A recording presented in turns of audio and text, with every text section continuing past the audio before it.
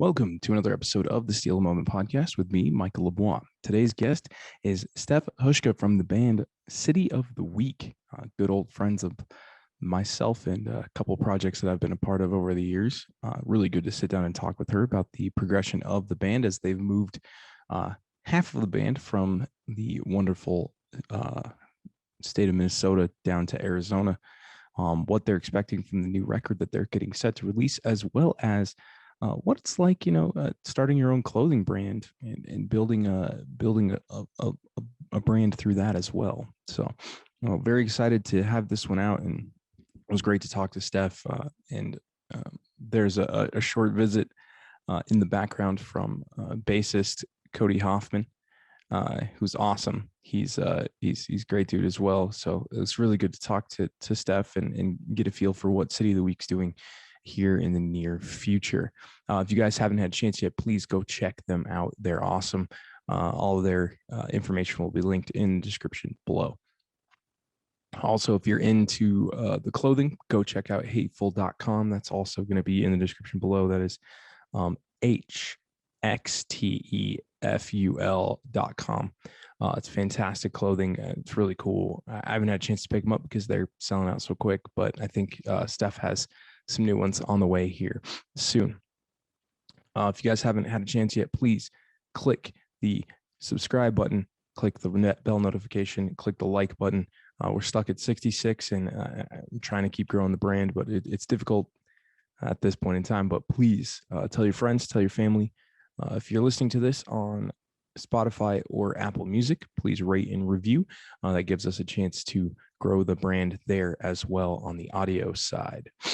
If you guys also haven't had a chance to yet, please head over to the Gunpowder Empire page as we have another acoustic cover for you guys. This week's cover is Drown by Bring Me the Horizon.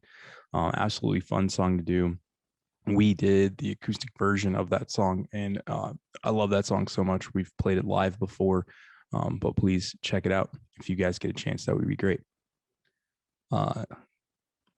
Also, on Sunday, I will be on Twitch live with Pasta Chick as we continue our wonderful adventures in gaming. This week, we'll be playing Phasmophobia with a special guest, so that will be quite fun. I'm looking forward to that as well. Thinking about starting to take my personal channel and turn that into a gaming channel with some of the streams that we do as well. So hopefully that's something you guys are into. And with that being said, Stef and I would like to steal a moment.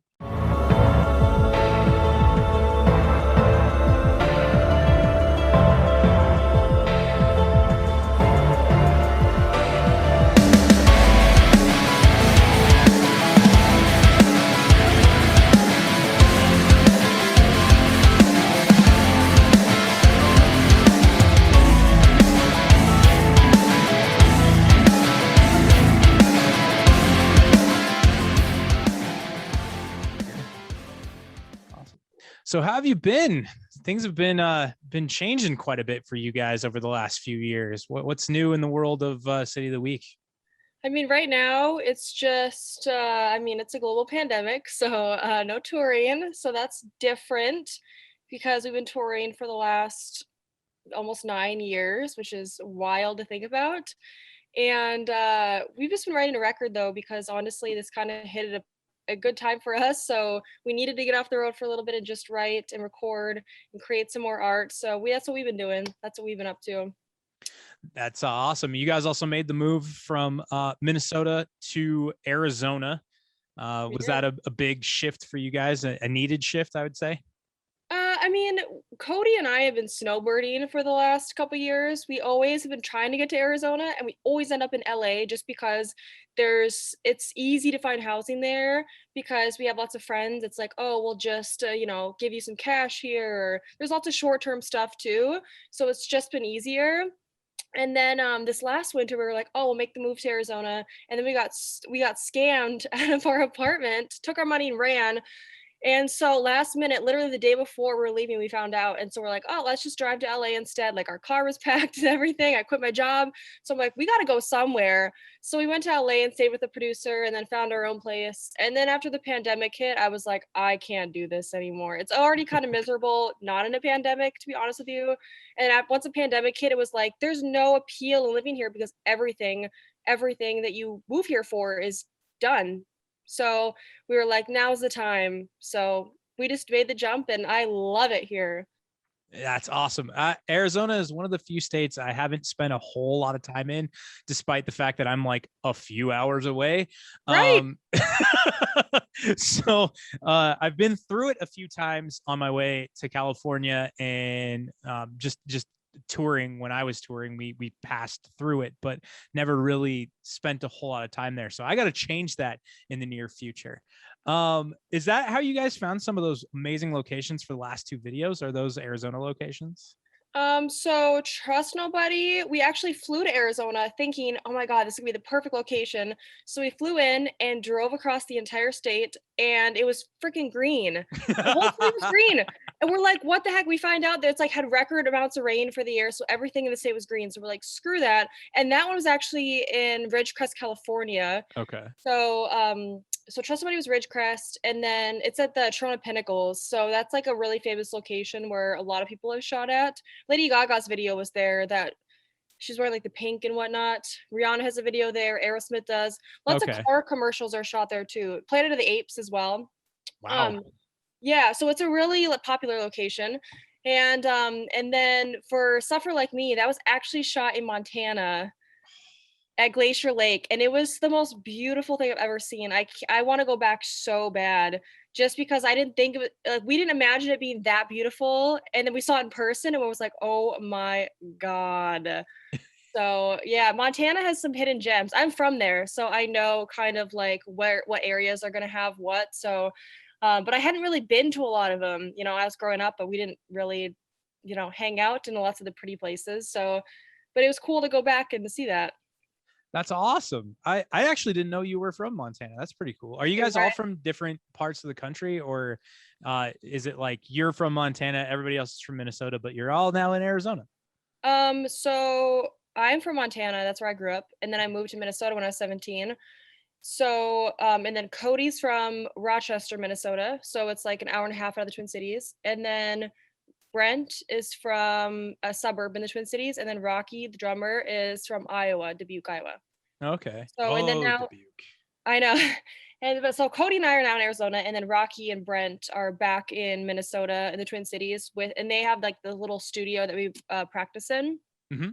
So we're still in both locations a lot.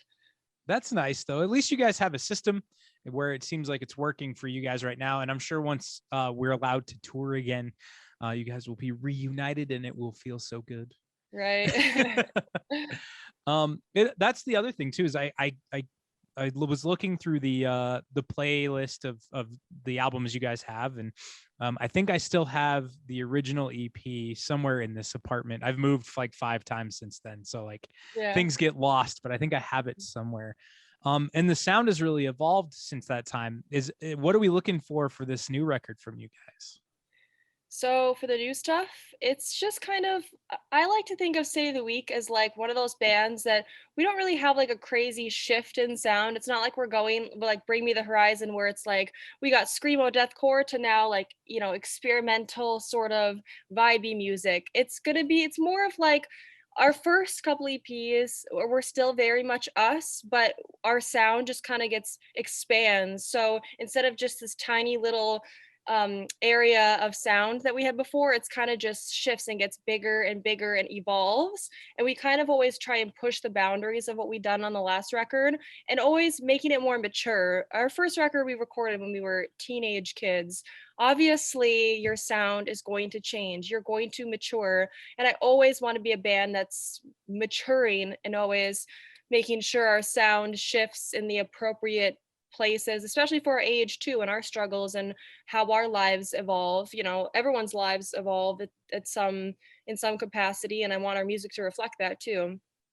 Definitely. I can admit wholeheartedly that our sound, like I may be in a completely different project now from when we met, but the sound that we have that we've developed through this new project is probably the most exactly mature sound that we have. And the things we write about are different than Right. the things that we focused on when we were 19, 20, 21. And that's something I think a lot of artists and listeners, like fans of bands, sometimes forget, is that people grow up when a Right. band starts when they're 17 and then write, my example is Green Day. Like those first few albums were straight punk about the struggles of being young and sort of ill. And then you grow up into worrying about other things like politics and Right. the value of society and the things that seemed to matter less when you were 17 than they do when you're 26, 27. So, it makes a huge difference in my opinion. Totally. And then also realizing that your fan base is getting older with you too. Obviously, different struggles, or there's some struggles are universal, no matter what age you are, but our fans are, a lot of them are growing up with us too. So that's why sometimes as we get older we kind of outgrow some bands because they tackle the same issues that aren't as relevant to us anymore as we grow up. So we're also hoping that our fans can slowly evolve with us too. Definitely. And I think that's the most important thing, is understanding that like the fans you carry with you are the ones that are willing to evolve and grow with you. And then at the same time, you're gaining new fans. You may lose a few, but you'll get some on the back end, or figure out different ways to kind of make things work in your favor. Totally. And I think another thing that we as artists are doing right now, especially with this pandemic, is finding other ways to channel that energy. I see that you're a part of a clothing company as well right now. I Am I right? founded a custom cut clothing company. That's easy. Yeah. It's called Hxteful, right? Yes. Awesome. Tell me a little bit about that. Yeah, I mean, honestly, it kind of started when I was in LA and I was really struggling because there's just not enough work.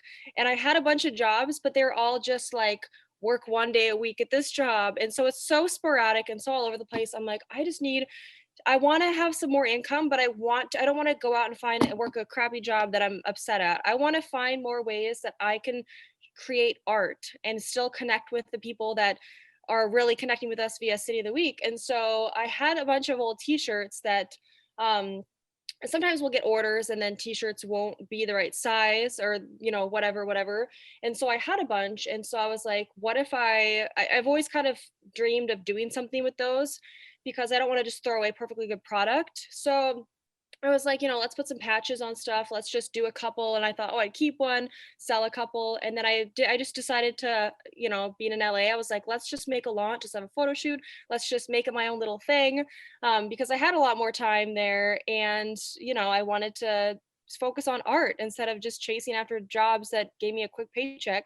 And so we did it, and like they sold so fast, like within a couple days. And so I was like, and I only launched 5, but they were, Mhm. it sold really quickly. And I was like, oh my God, like this could actually be a thing. And then next thing I know, the second day, my DMs are flooded with people. Do you have any more? Like, can you make one in this color, this size? Like, it was literally, I had probably like 12 custom orders the next day.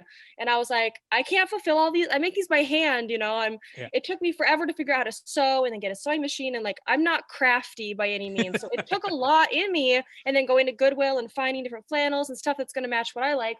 And so I was like, I can't kick these out that fast. So I do have a new launch this week, which is really, really exciting. I have a few more, and I'm really excited. Some new colors, new flannels, a new jacket. So it's been really fun to just design things and, connect with people. And then people send me their pictures, and it's so exciting because I get to see them wearing it. And it literally makes my heart just so happy. That's awesome. And I applaud you for that, because I know how difficult it is right now when we can't have shows and we want to find ways to do things creatively and, make a little cash on the side, never a problem.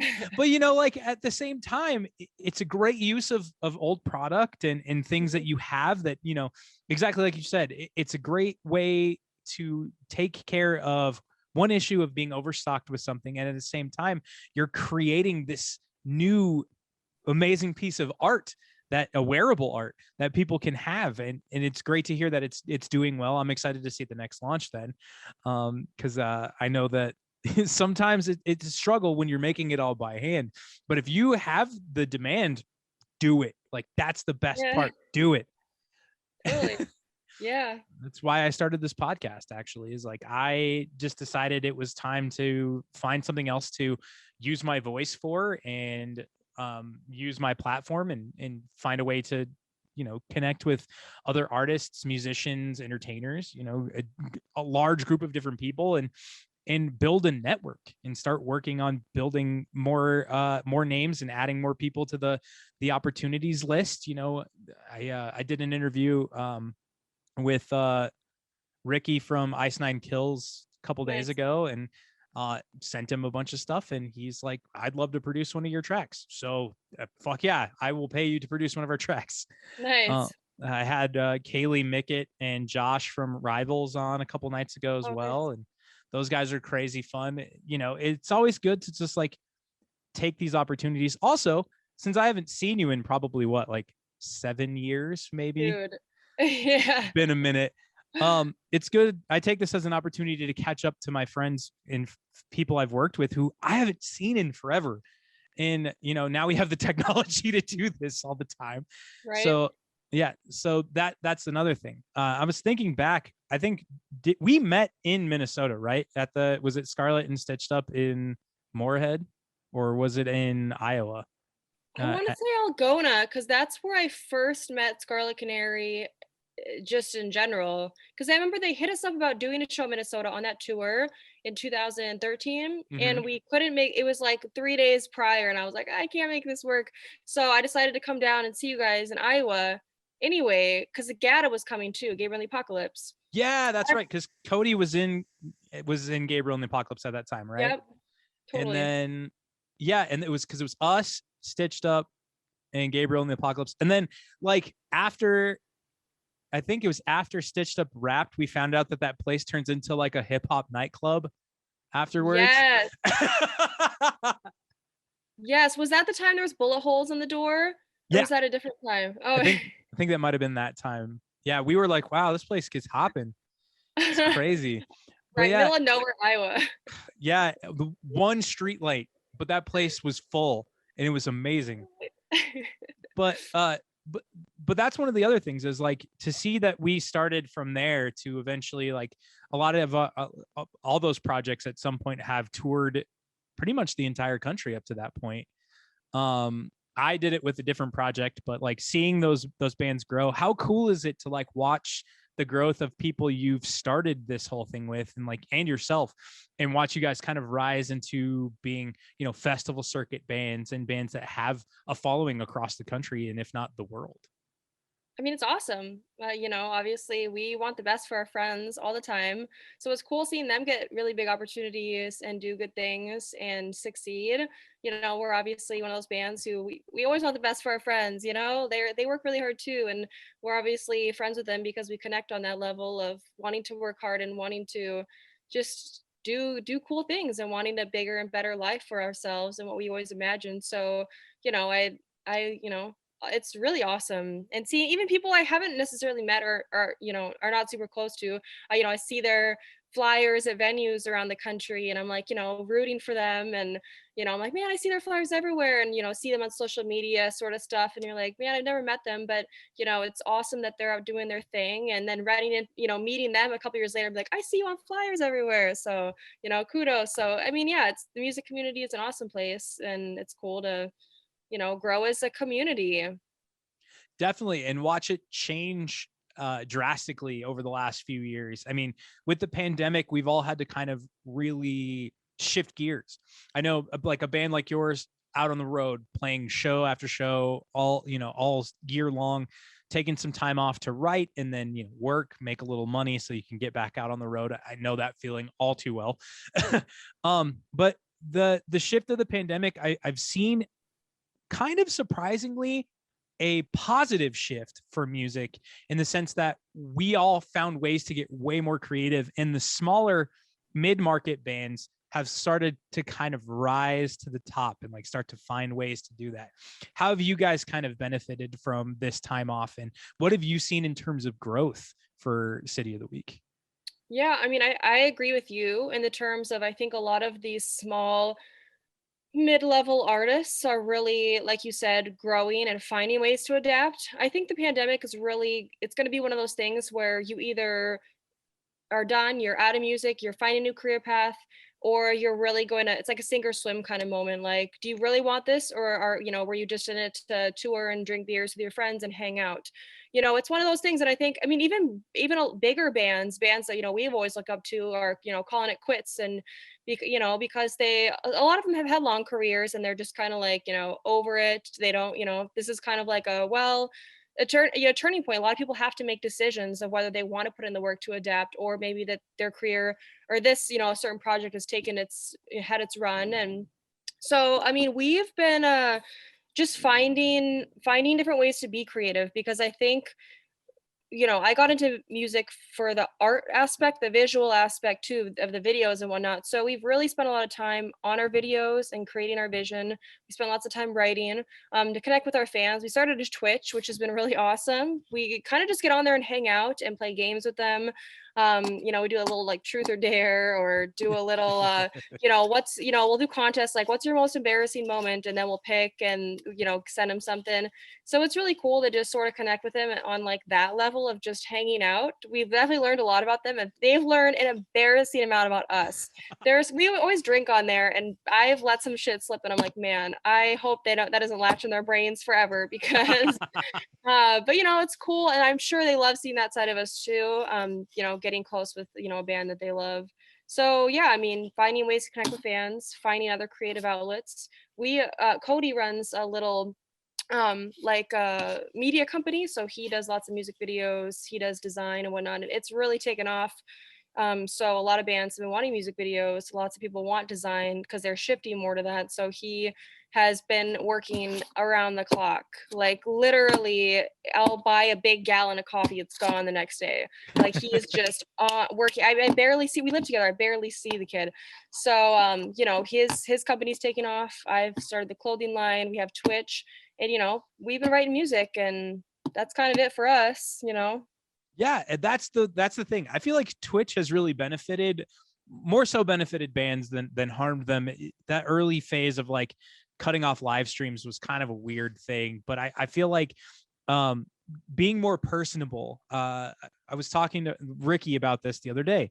That this time has kind of created that the artist become more personable and more open to their audience, and give them an opportunity to show that they're human.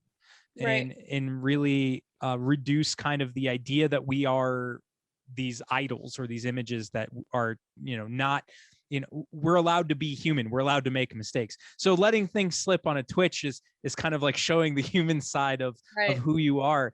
And I've always really appreciated that aspect of it. And I think now more so than ever has kind of really showed that to me as an artist, because now I'm doing a lot more intimate things like having this podcast, where I'm a lot more open about specific things that I am dealing with or going through. And, there have been days in this pandemic where I have been like, I'm going to quit music.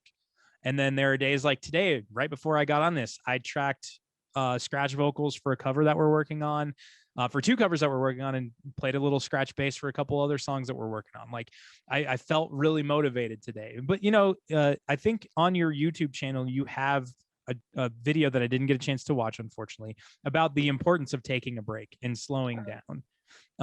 And I think that is something that we as artists kind of found a way to do in this pandemic, and then realized that maybe we need to either, for lack of a better term, shit or get off the pot kind of thing. Yeah, I mean, no, you're right. And I think that's one of the things that have kind of pushed a lot of these lower and mid-level artists into action, is like, now is the chance. We have the opportunity. And another thing is it's kind of changed the way that music is consumed, because it's all digital now. So we have to add the visual element. So it's great that Cody is getting out and shooting videos, that you guys worked really hard on the video aspects. Are you expecting to shoot any more videos anytime soon, or are you just focused on writing new material? We actually just finished a video last night, and we are working on the marketing plan right now. So it should be out. I give it 4-6 weeks. We're working with a publicist, so it gets sent in today, and I'm really, really excited because this one is so crazy and different. People always think that like, man, the last video was like your best, I don't, this is it for you guys. And then like I'm like, oh my God, there's no way that we can outdo this last video. Oh, we outdid the last video.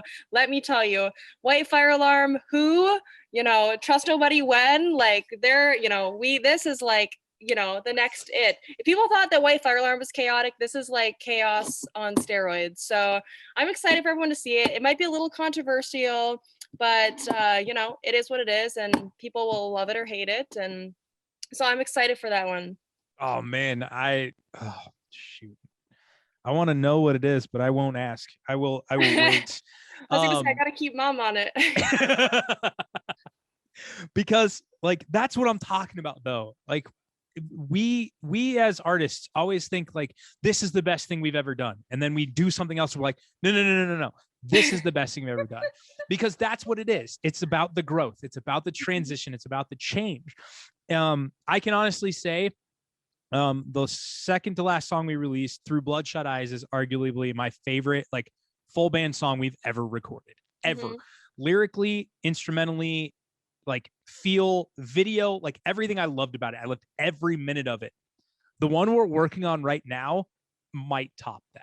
Like that's what I'm awesome. Hoping. And that's what I'm saying is like the piece that we started it like a week ago, and we were like building skeletons and working on all the pieces and like trying to get the pre-production ready for when we decide to go into the studio.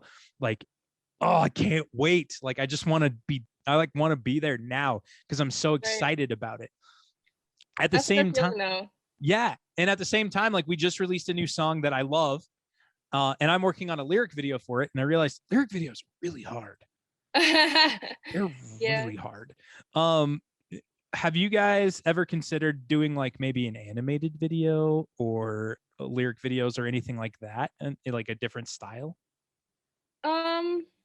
Lyric videos, I think were maybe originally born out of maybe a song where people wanted to do a music video for, but didn't really want to get, that, because music video is a ton of work. Lyric video, you might, a lot of people don't do their own, like you're doing. A lot of them will just, let's just pay somebody. They're a lot cheaper than a music video, get it, it's content, it's there. Especially if it's a song that's lyrically, people really want to engage with that.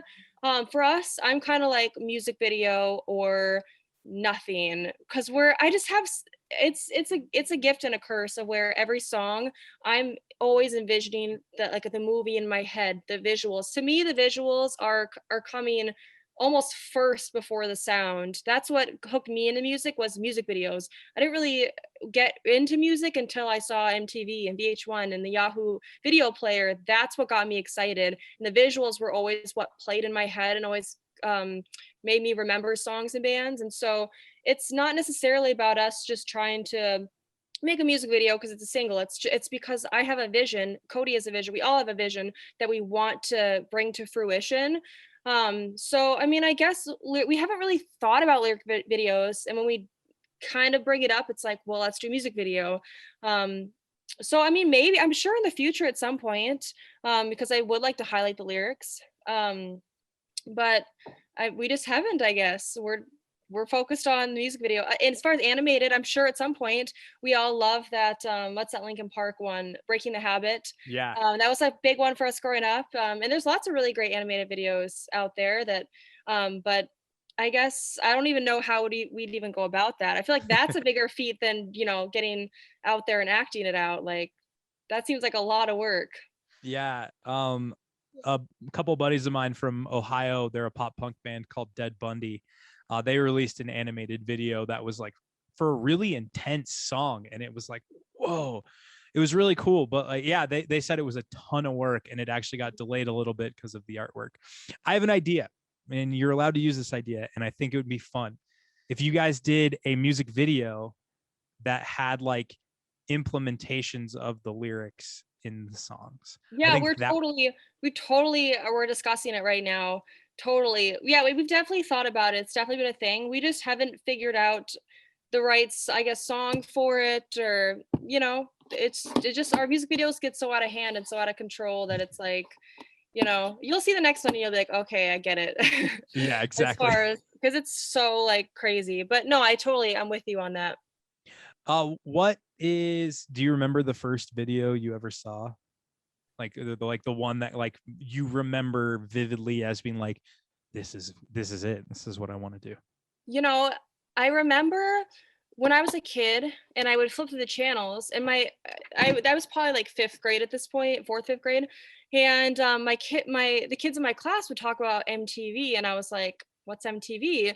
And like, oh, it's a channel that plays like music videos. And we lived in Montana, so we had like one country station for the radio, and so music wasn't super readily available there, or because my parents, like, the only time you would listen to music at that point, was before internet was accessible to kids or even mainstream. This is Montana, y'all. We get stuff 10 years later. So we didn't have internet, where we had like a very slow dial up that as a child couldn't use.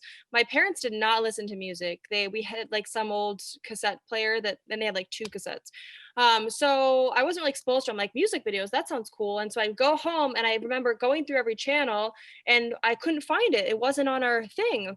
And so I was so confused, and I was like, whatever, we just don't get it, or and then one day it was late at night, and I was trying to get to channel like 20 something, and I accidentally pressed 27, and I was like, oh shoot, it's gonna take me to this, the Salt and Pepper War, the static screen. Yeah. And then it popped up, and it was J-Lo, and it was, I want to say it was the video, it's like that, y'all, or it's the one with the saxophone. She did it at the Super Bowl. I can't remember. Oh yeah. Oh man, I can't either.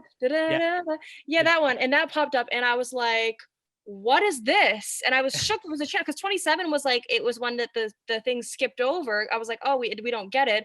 And I was like, holy shit, we have this hidden MTV channel. And for years and years and years, I thought my mom had just blocked it. And turns out when you flip the channels, you have to program what channels are through the flipper. And they only programmed like a few channels in that flipper just because that's what they watched. And I was like, holy shit, you left out MTV, like trying to erase an entire culture. And she's like, I didn't even know we got MTV. And I was like, so I'm like, thankfully I accidentally discovered it at like 3 a.m. when I was 10 years old. And so every night I'd wake up and I go and I push the secret channel, and I go out there and I watch music videos. I remember Foo Fighters had Best of You at the time. Helena had just come out. I think it's like 2005, I want to say. So, and then I remember the OK Go, the one on the treadmills. That was a big one at the time. So there's lots of them that I remember sitting there just watching and like, what is this? Now that is a great origin story. Like that's a fantastic, because for me, I grew up in a household full of music. My mom's a classically trained soprano. My dad couldn't carry a tune in his pocket, but he had great taste. Listened to a lot of classic rock. He loved a lot of Tom Petty, a lot of God, now I can't even think. Like Led Zeppelin. He listened to a lot of Sting, which was big for me. My brother and sister were my biggest influences. I'm the youngest of 3. And my sister listened to rap, R&B, and like all hip hop you could imagine from top to bottom, like early 90s. So Boyz II Men's my all-time favorite group. Nice. Yes. Yeah, it's awesome. It's great. But Nick listened to like the stuff that I play. So he listened to Metallica, listened to Typo Negative, but he also listened to like Jimi Hendrix. He listened to AFI, Hot Water Music, like everything. He brought me into the world of music. And the first music video like I really fully remember, though, for me, that kind of brought me into the world of music is One Step Closer by Linkin Park. Oh yeah. And I had a VCR connected to our TV because my mom used to tape her soap operas because she would work, and then she would tape them and then watch them over the weekend while doing laundry.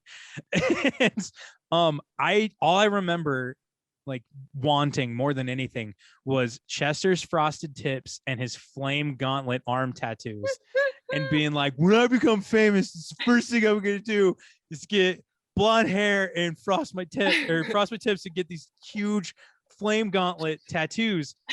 And I almost got the tattoos. I never frosted my tips. I've only ever dyed my hair once in my life. You're a pro at it at this point, I'm sure. Oh man, get those frosted tips are coming back, man. Oh God. I don't know. I don't trust myself. I don't know how I feel. If I'm afraid I would look less like Chester and more like Guy Fieri or Mark. Oh my God. But that style of music influenced me enough to like want to get into playing. And so in 8th grade, I picked up my first bass and nice. started playing then. And it's been 20, over 20 years now. Oh my God. Since I've been playing bass, and I got a lot more serious about singing in high school. And I was actually afraid, to be honest with you. I didn't like the idea of it. I didn't want to be the center of attention, hence why I chose the bass. Right. But then you have bassists like Cody and myself who are just high energy on stage and like bring an entirely different element to a show. Mm-hmm. What's it like for you playing with? You've played with. I'm trying to remember. Brent has been in the band, and Cody have been in the band about the same amount of time, right? Brent was in a year before Cody. Okay. And I remember Jackson. Yep. For a little bit. We had a lot of members in the first couple of years, just because we were so young, and it just takes a while, and we started touring right off the bat, and so it's going to weed through people really, really quickly when you're not established, because a lot of people, that's not for them. So yes, we've gone through a lot of members back in the day. Not so much we haven't had a member change in now 6 years. That's gotta feel nice. Our last edition was Rocky. He came on in 2000, early 2016. So I guess 5 years. So, but yeah.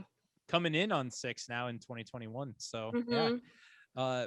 That's gotta feel nice though. Like I know from experience, roster stability, it kind of helps with the writing process because you're not changing a member every album. So how does it feel to kind of have that consistency, going into this record, knowing you have the same unit from the previous record? Yeah, I mean, I I guess somehow we've been able to sort of maintain somewhat of a consistency. I think a lot of it has to do with the bass. So our first bass player was Jordan. He's the one that's on the cover with us on White Fire Alarm, where we got naked and wrapped in duct tape. So he was an insane bass player, like crazy moving lines. He did jazz. So the kid is just so phenomenal. He wasn't even a bass player. Like he was in school for vocals with me, and he's like, oh yeah, I can play bass. I'm like, cool. We'll get the kid playing some root notes. He was just a temp at the time. And he, we handed him a bass, and the homeboys just, and we're like, okay, why are you here for vocal? He's a great vocalist, but I'm like, why, what the fuck? You have all this talent. And he's just one of those people that just comes to. And so writing those first couple records with him, he really kind of implemented the insane bass lines that you hear, which bass is kind of the foundation for a lot of music, which people really overlook that. So that kind of gave us the whole, I think, groovy sort of sense that kind of sets us a little bit apart from just a lot of just straight rock bands. And then, when Cody came in, there was that transition. Cody was a guitar player, so he had really, really great fingers already, and lots of sort of creative skills, working with an industrial band and also working in a cover band since he was freaking 10 years old. So he really wanted to continue that because he's very musical, very into writing and production and stuff. So he kind of heard that, and I think that's what piqued his interest as far as I'll go from guitar to bass player to sort of continue that crazy bass movement and whatnot. So I think that's honestly led to the consistency throughout all the years, which otherwise most bands who go through that many members and whatnot are not going to have that consistency. But I think with that's kind of helped us. And I mean, I guess I don't know. We don't really think necessarily of consistency. What we do is kind of what we do, and then we just kind of listen back and are, if something doesn't sound quite like us, we just think, how do we make it more like us, So I wish there's more of a science to it, but I mean, it's more of, Cody will write a riff, I'll write some lyrics to it and arrange it, send it back to him. He'll sort of arrange it. We just kind of go back and forth and then build the remains together. And see, that's what I'm talking about. Like, that's kind of our writing process as well. One of us will come up with kind of a root or skeleton and develop an idea, and then we'll build it together, like send it back and forth or work in a room together. Unfortunately, because of the situation as the world stood right now, we couldn't really be in the same room together for an extended period of time or at all for a little while, which kind of hindered the writing process for a little bit. But we've really found a rhythm now. And like now that we, I don't know what it's like in Arizona, but in Colorado, the restrictions have lessened pretty severely over the last month or so. So we've actually been able to like be together in a recording space and actually have been able to write and work together face to face versus trying to like send files back and forth and guess which part is the right part and where what goes over text message or phone calls. So having that has sort of kind of created that sense of being able to write again, which has been great. The other thing too is I remembered that Cody had transitioned from guitar to bass, and you made a very important part. And I think it's one of the things that I've never quite understood, and it's something that I've talked to a lot of different artists about. As a bassist, we were the laughingstock of music for a long time. And I think it's because people don't really hear it, so it's not marketed as much, which is something that kind of changes in this more modern era of music, if you will. Bands like Issues, for instance, and Dance Gavin Dance, they may be driven by vocalists, really strong vocalists, but they have phenomenal bass lines that create these grooves. And that's one of the things I think is unique about you guys as well. The more I listen to the songs, the more I find that feeling. And I didn't even think about it beyond Cody. I've always known Cody as a phenomenal bass player in general. So that's kind of how it's always been in my mind. Are you guys sort of, as you start writing this record, how far along are you in this record right now? You guys have some songs down? Do you record everything in-house or do you go to a studio? So every record, we've kind of gone differently. So, the first two were done in Wisconsin, Cherry Pit Studios, Eric LaBrosse. He does a lot of bands out there, like in the Midwest. And then for our first full length, Pulling Teeth, we went to Craig Owens, who was out of Rochester Hills, singer of Van Chiodos, my like personal idol growing up, which was awesome to work with him. And we've kind of honed ourselves into now, Cody and I will write most of it. Obviously, we keep Brent and Rocky in the loop and we'll send them stuff and they can sort of give us opinions and whatnot. And then we'll basically demo out a track and then we'll take it. Now we're working with Brandon Friesen. He's out of LA, Granada Hills. He's done huge things. He's done, Nickelback, Sum 41, you name it. He's worked with Miley Cyrus, like everybody. Right now he's managing the band The Who, the Mongolian rock band. So he's kind of got his plate full, but we have 2 songs that are completely done, ready to go, ready to release, which the new one is going to be one of his. And then we have basically a big folder of probably like 15, 20 like finished demos that we're going to take to him to finish it out. So it's just a matter of, we just don't know what we're doing yet, as far as like, we would like to do like maybe like a 3-song EP versus maybe like a full length, because it's kind of the era of content and singles. We just don't know if we want to put out like a full length right away, or if we want to just do like smaller EPs or singles and remixes or acoustic versions. Like, we just don't know at this point. And I wish a lot bands always seem really confident when they put stuff out, like, oh, we're getting ready for this record or this. And we're kind of just like, I don't know, go with the flow. We'll see what we just wanted to put out a single because we haven't released a original single in 3 years. So we want to get it out there and just see what the next course of action is. So That's brilliant. And that's the other thing too, is the landscape has changed so much oh, totally. over the last over the last year or so, in the especially in that rock genre, the rock genres that we are in.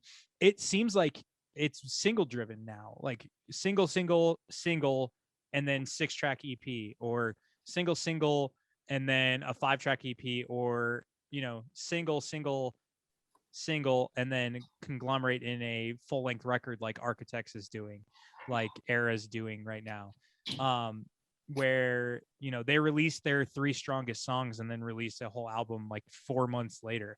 I think Architects released their first single off this album in November, and the album comes out Friday.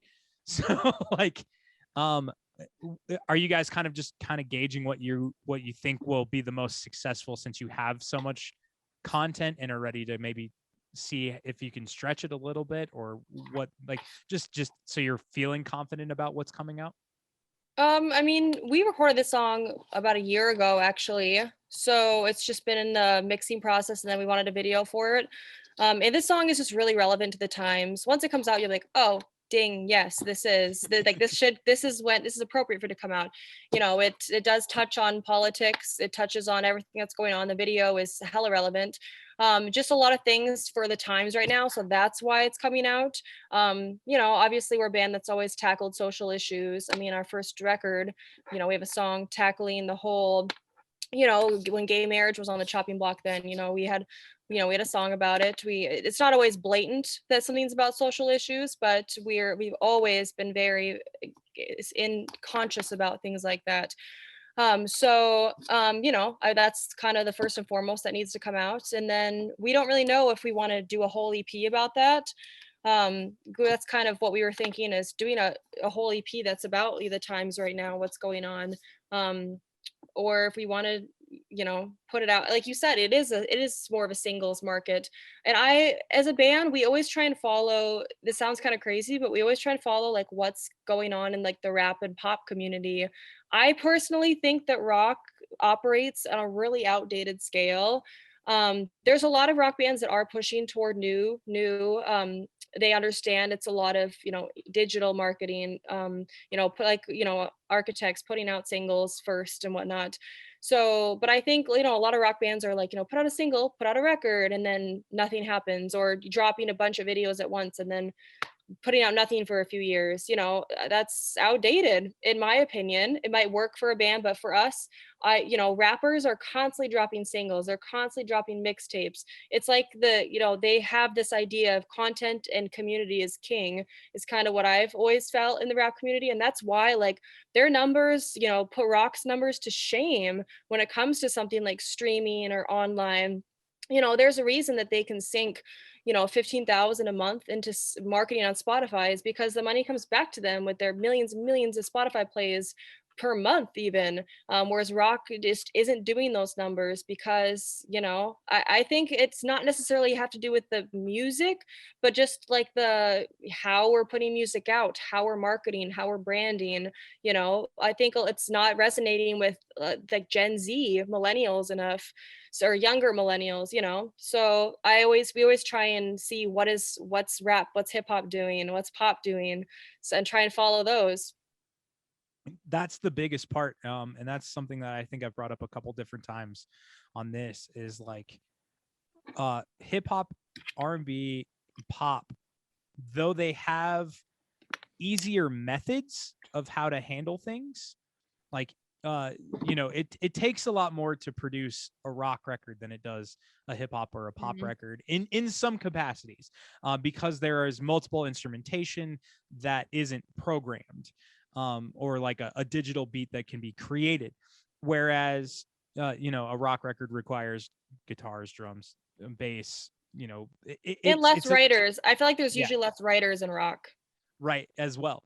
but that's the other thing is like, it's important to see what other genres are doing, especially ones that are being successful. And I completely agree that looking at the current rock model, or the rock model that was in place, of essentially releasing a single, releasing the album off that single, and then releasing 5 videos in 6 months for the other 5 singles that you wanted to release, and then touring that record, but not creating any new content. You can't do that right now. And you can't really do that, I mean, anymore.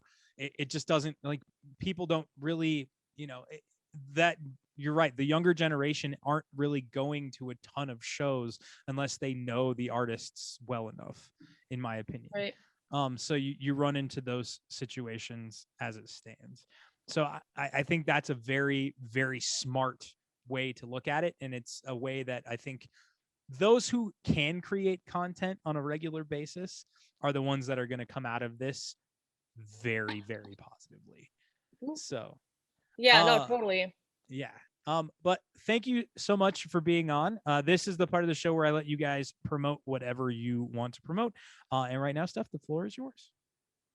Wow. Lots of pressure. I mean, basically, we have the new song coming out, new video. So just stay tuned for that. I have a new launch for Hxteful this week. So keep your eyes peeled because that will sell out really quickly.